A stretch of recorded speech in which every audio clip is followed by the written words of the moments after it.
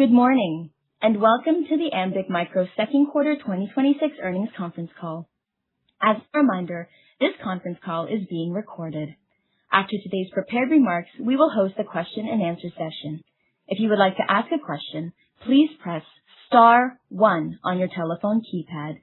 To withdraw your question, press *1 again. I'd now like to turn the call over to Ms. Charlene Wan, Ambiq's Vice President of Corporate Marketing and Investor Relations. Charlene, please go ahead. On today's call, Ambiq's CEO, Fumihide Asaka, will provide an overview of the company's performance and strategy. CFO Jeffrey Winsler will then discuss the quarter's financial results and outlook. Following their remarks, Scott Hanson, Ambiq's founder and CTO, will join Humi and Jeff for Q&A. Our earnings release is available on the investor relations page of our website at www.ambiq.com. We have also posted our earnings presentation on the investor relations section of our website. Before I turn the call over to Humi, I'd like to remind our listeners that during the course of this conference call, management will discuss non-GAAP financial measures. Reconciliations of these non-GAAP measures to their most directly comparable GAAP measures are included in our earnings release available on the company's investor relations website. In addition, today's call will contain forward-looking statements representing management's beliefs and assumptions only as of the date made. Our most recent quarterly report on Form 10-Q and other filings with the SEC provide more information on specific risks that may cause the actual results to differ materially from current expectations. And now it's my pleasure to turn the call over to Ambiq's CEO, Fumi Asaka. Good morning, everyone, and thank you for joining us. Since the start of the year, we've seen a step change in demand for Edge AI, which supports our strong performance and further increases our conviction in the magnitude and durability of the long-term opportunity. Across end markets, companies are embedding more sophisticated AI into a broader range of devices, and end-user demand is far exceeding our expectations and those of our customers. With our full-stack, ultra-low power solutions, Ambiq's defining technologies are not only enabling, but further accelerating this next chapter in AI. This positions us to continue outpacing the broader market as we take share and expand our addressable opportunity. This momentum is reflected in our second quarter results. Net sales were ahead of guidance, growing approximately 90% over last year and marking our 5th consecutive quarter of sequential growth.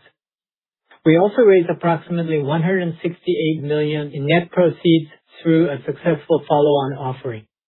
The strong investor interest serves as a proof point of confidence in our ability to capitalize on the meaningful opportunity ahead. Turning to the details of the quarter, demand accelerated across customers, end markets, and products. Customer programs grew on healthy end-user demand, positive response to customers' recent launches, and continued ramping of our newest large customer. This supported strong performance across key products, including double-digit growth in Apollo 3 and Apollo 4, while Apollo 5 sales more than doubled year-over-year. With lean inventory across channels and continued expedite requests, we are confident that this demand reflects underlying end market consumption rather than inventory replenishment. Orders continue to exceed initial forecasts, and based on our ongoing customer conversations, we expect underlying demand for Edge AI to strengthen even further in the second half of 2026. At the same time, we and the broader semiconductor industry are increasingly supply constrained. We are working closely with our supply chain partners to support production ramps, while maintaining the high level of quality and execution our customers expect. With tight capacity across wafers, packaging, substrates, and testing, we are actively working to secure additional foundry allocations and OSAT capacity to improve supply flexibility and better support customer demand over time.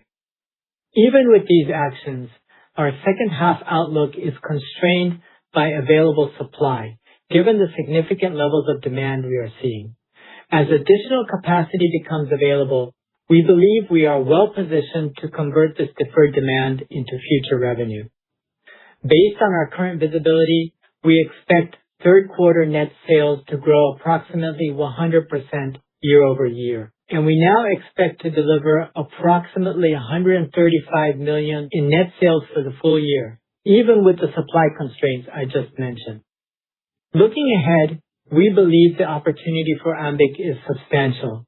With more than 20 billion connected devices already deployed, there is significant potential to embed Edge AI across this large and growing installed base. While adoption remains at an early stage, increasing AI functionality at the edge is driving demand for greater compute and memory content across a growing range of devices and use cases. As these workloads become more sophisticated, customers must deliver higher levels of intelligence and performance without compromising battery life, responsiveness, or privacy. That challenge is making power efficiency a critical design requirement for the next generation of edge devices. These requirements are redefining what matters most in semiconductor design. Power efficiency is no longer just an advantage.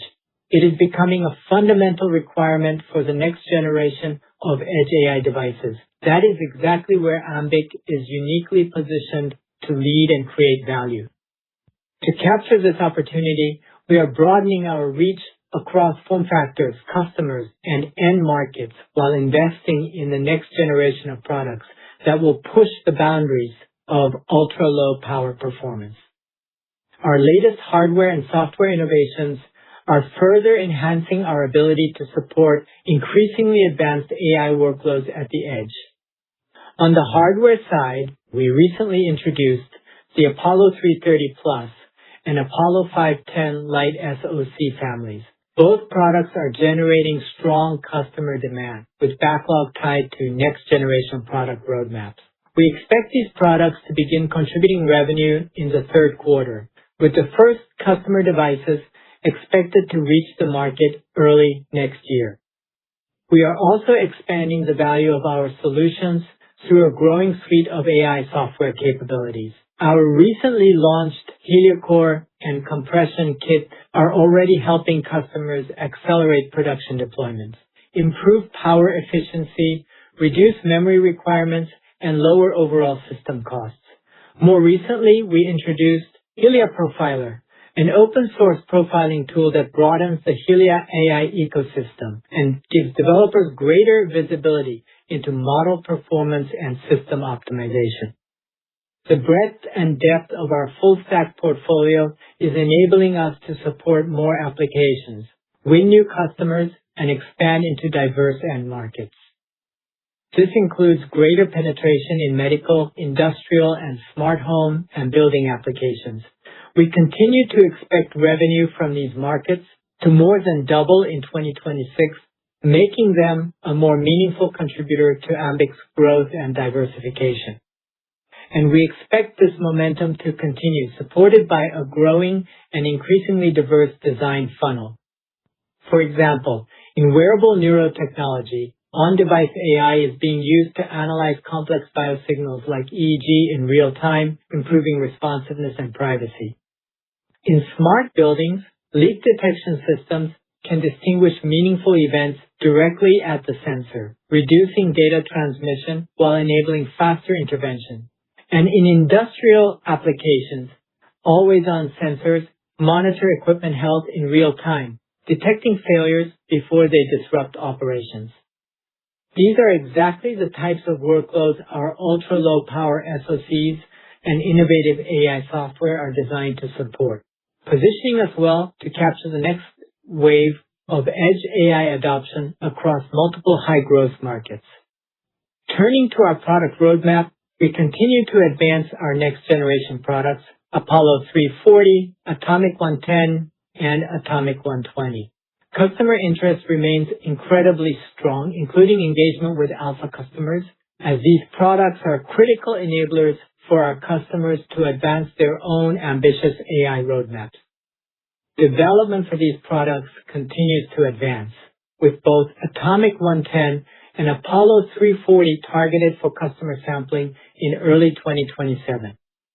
In closing, the customer demand we are seeing today reinforces our belief that Edge AI is becoming one of the most important long-term growth drivers in the semiconductor industry.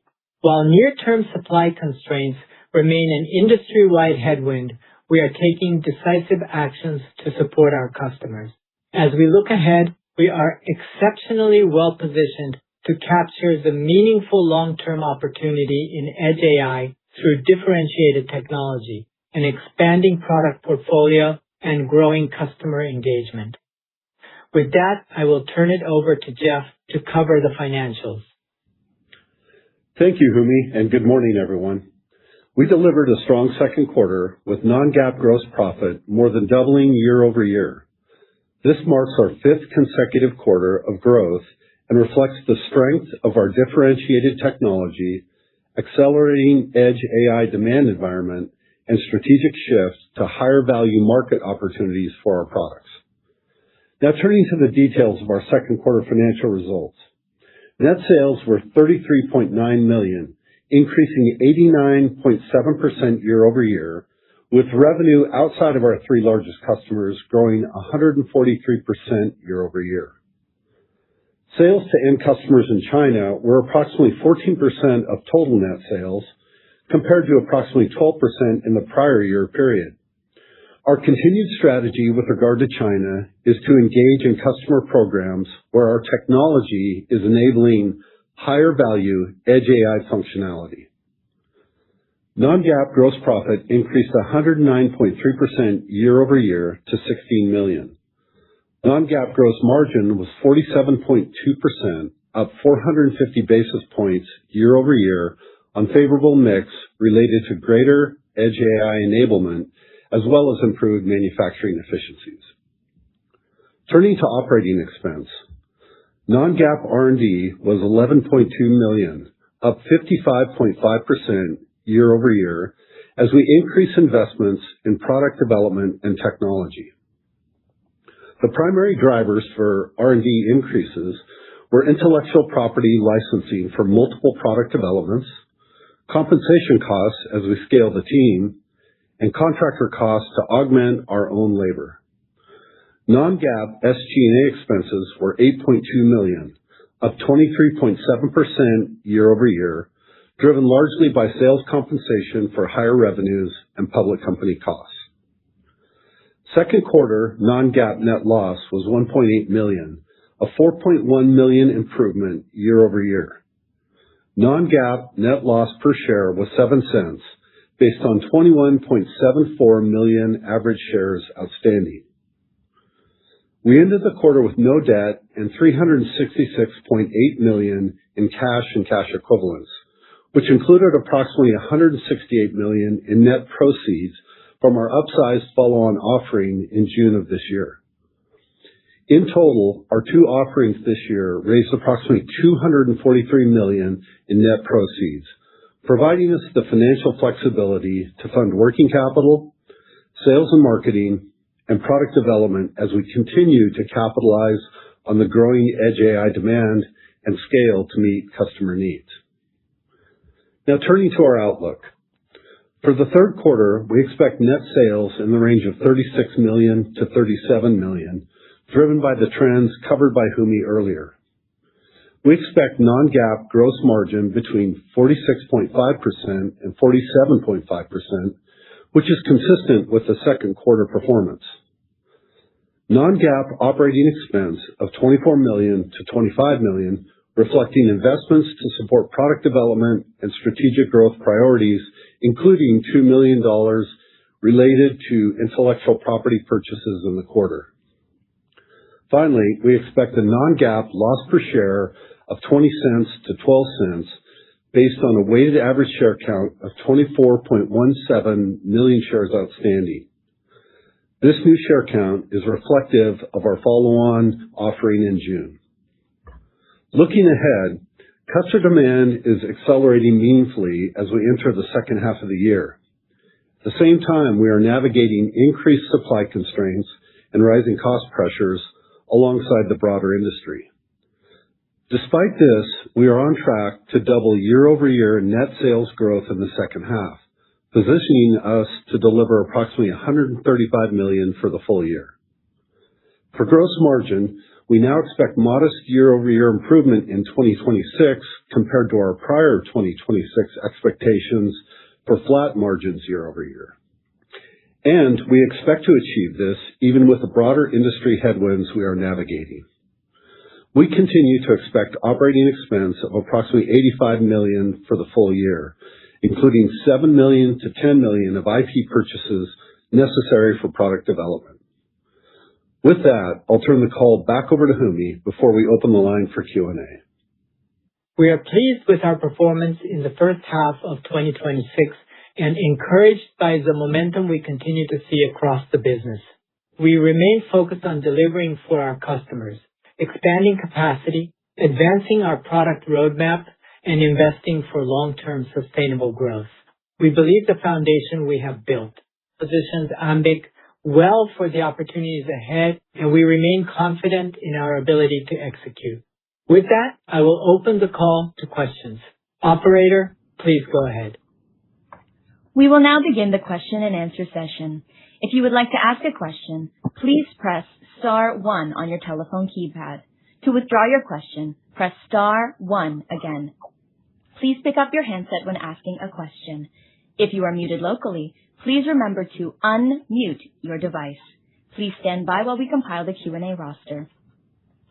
Your first question comes from the line of Tore Svanberg with Stifel. Your line is open. Please go ahead. Yes, thank you, Humi, Scott, Jeff. Congratulations on the strong results. Humi, I was hoping you could elaborate a little bit more on the supply constraints. I guess the question is, had you had the capacity, how much more can the 26 be? And when do you expect some of these supply issues to ease? Thank you. Hey, Tore, thanks for the great question. And,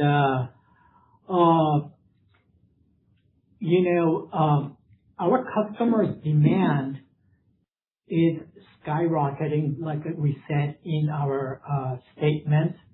And as we speak, our demand keep on going up. So I cannot put a specific number, but I must say that a lot of additional demand is coming in week after week.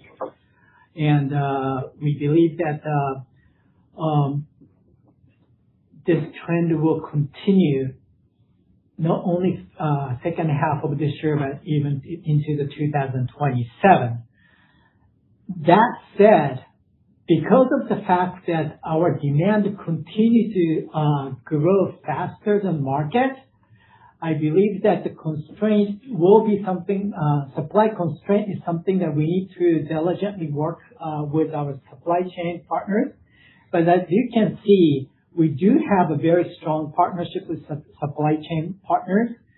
So despite the fact that we are, doubling our revenue year over year to year comparison, we have to be able to meet those demands, and we believe that we will be able to meet forecasted quantity as close as possible. Again, one challenge is that the customer's success has been phenomenal.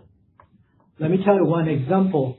A couple customers introduced a brand new product back in May. Their pre-order quantity was 3 to 5 times X of what even they expected.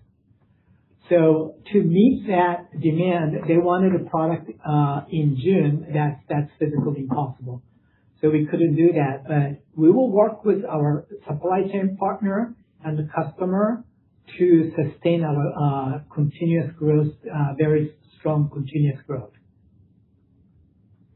Yeah, no, that's great color. Thank you for that, Humi. And maybe as my follow-up question for you, Scott, and specifically on product development and Atomic. It sounds like the first Atomic product is going to be sampling first half of next year. Just curious, are we still looking at a 2028 revenue ramp from the Atomiq products? Thank you. Yeah, thank you. Yes, that's all still the plan. 2028 meaningful ramp for Atomiq 110. Great progress in the last several months since our last call. Probably the most notable thing is that early development platform is in customer hands in the form of an FPGA, and we're getting a lot of useful feedback. And the sales team is building a nice list of customers that want access to that product. And so I'm excited about that. And it's interest that spans a couple different markets. So that's very positive. So yeah, I'm pleased with how that's going. And I will say, it's a busy time for the development team because, we're developing multiple products in parallel. We've got Atomiq 110, we've got Apollo 340. So a lot going on, and I'm pleased with how things proceed. Sounds good. Congratulations again.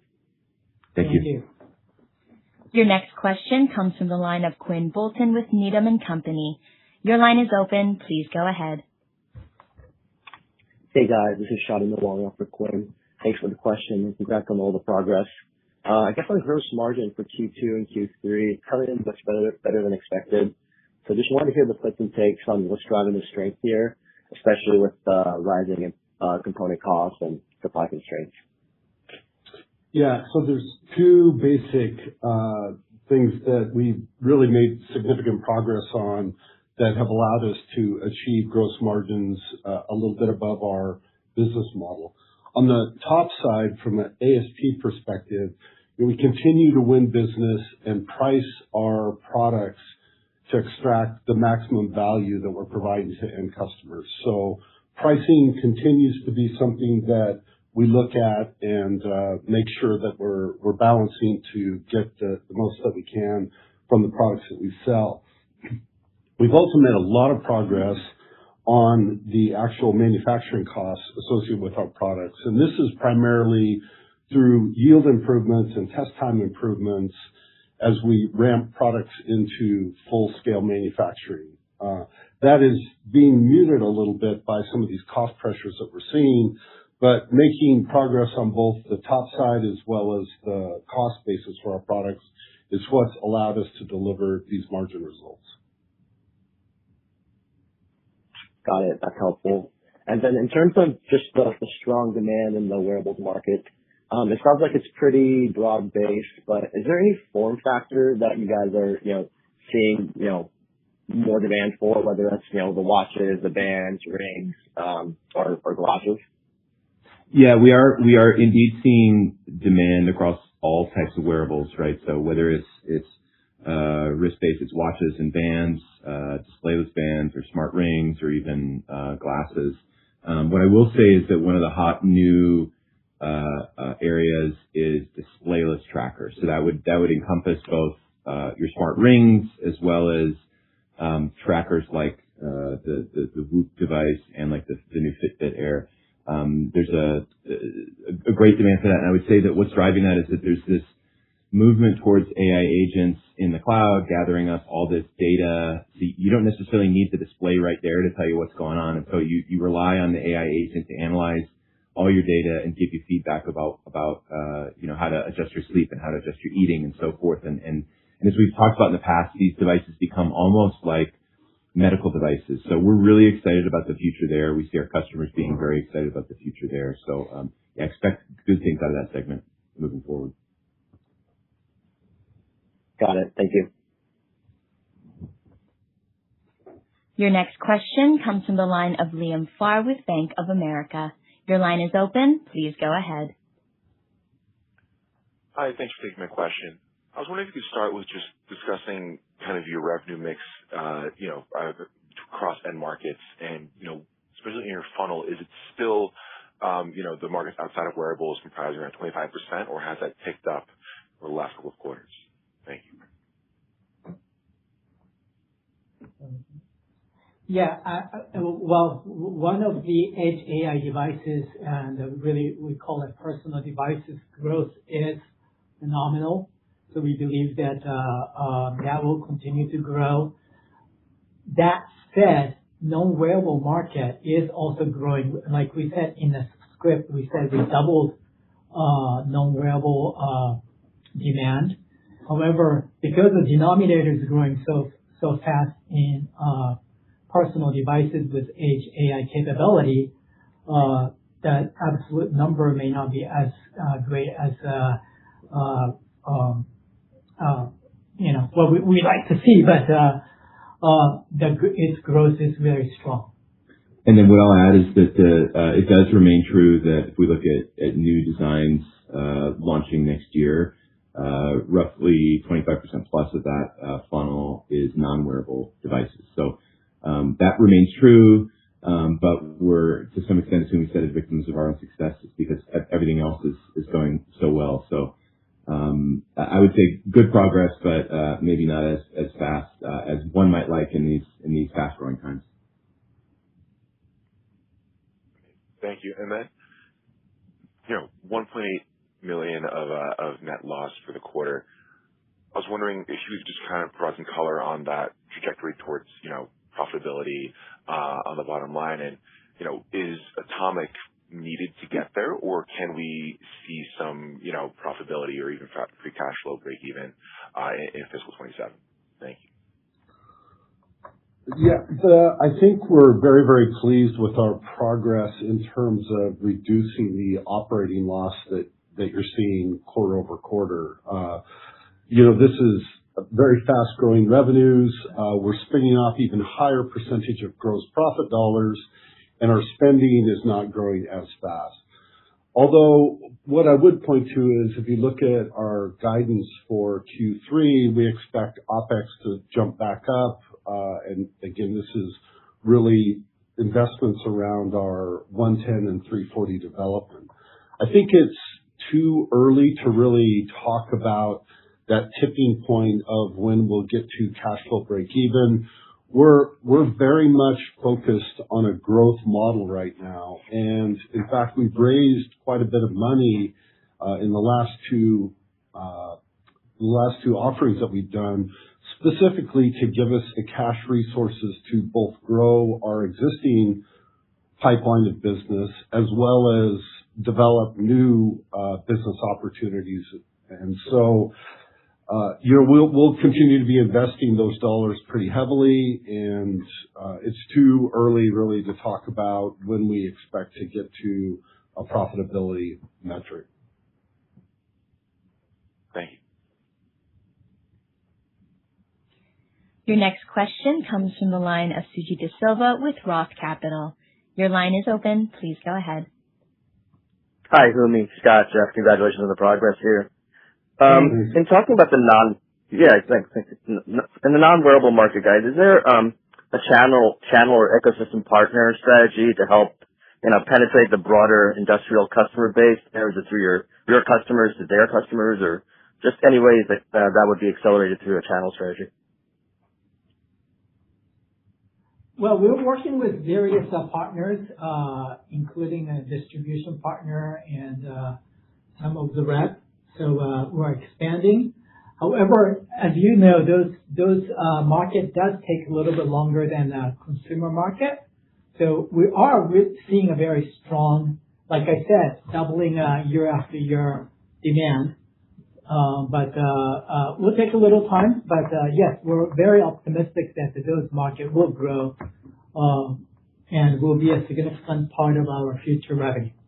Yeah, and I would say that the cool thing, if I look at medical, industrial, smart home, is the huge diversity of use cases that appear in our funnel, whether it's, opportunities we're engaging with or wins that we have, but it's everything from Holter monitors to fetal heart rate monitoring to EEG, brain monitors, ECG patches, seizure detection devices. On the industrial side, you've got radiation dosimeters, implantable animal monitors, seabed sensing. So huge variety of stuff. And then the other thing I'll mention from a partner side is a lot of what these customers sell it's modules, right? So it's devices that we sell a chip to the module manufacturer, and then they go off and aggregate a bunch of other customers.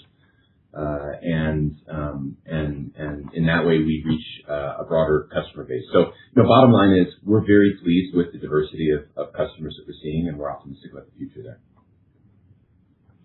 Okay, Mark, and then is growing fast outside of wearables, and I think you're going to see Edge AI world of devices all around your personal life. So we're very confident that it's going to expand faster. Sounds exciting, yeah. And then my second question, obviously great job on the fundraising here. Now that you have the stronger balance sheet, I'm wondering your thoughts and strategy on inorganic, and if there are kind of product holes, software or hardware that could expand, or what the thoughts there are as you go forward. Obviously strong organic growth, so wondering what the thinking is there. Yeah, we cannot talk about what's our strategy in organic or inorganic growth, but definitely we're using that to expand our portfolio of the product, and it could be beyond what we talked about on Poland and Ambiq. But please stay tuned. We're very excited. Having these kind of funds to be able to expand our portfolio is really exciting to us. Okay, great. We'll look forward to that. Thanks, Yumi. Thanks, everybody. Thank you. Your next question comes from the line of Tim Akuri with UBS. Your line is open. Please go ahead. Thanks a lot. Jeff, I want to ask about OpEx. So it's ballooning a bit in September. The full year implies it's going to go down a touch in December. But these $7 to $10 million worth of IT purchases, it's not something that you called out in the past. So how much of this is sort of recurring as we head into 27? So basically, kind of what's the right baseline off of that $23 million in December? And do these IT purchases, continue into the first half of next year? Well, we talked about IP purchases at the very beginning of the year, and in terms of that $85 million of OpEx spending for 2026, we said that the IP piece of it would be about $7 to $10 million in the OpEx line. I think we're just reiterating the fact that we still are on track to spend about that much for the year, both the 85 as well as the 7 to 10 for IP. That IP is directly linked to the 110 and 340 development. It's a variable cost associated with building new products. So when we think about the future, we will continue to spend money where we need to license IP to develop products beyond 340 and 110.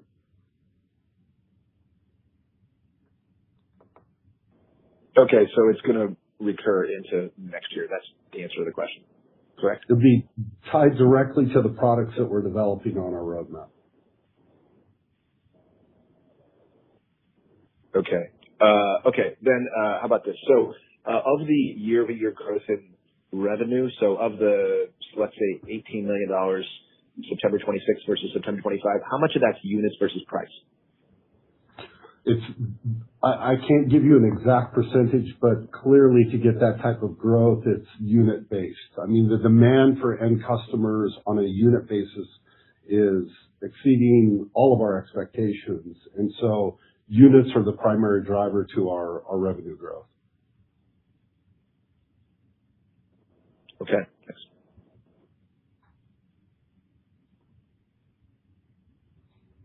There are no further questions at this time. This concludes today's call. Thank you for attending. You may now disconnect. Thank you.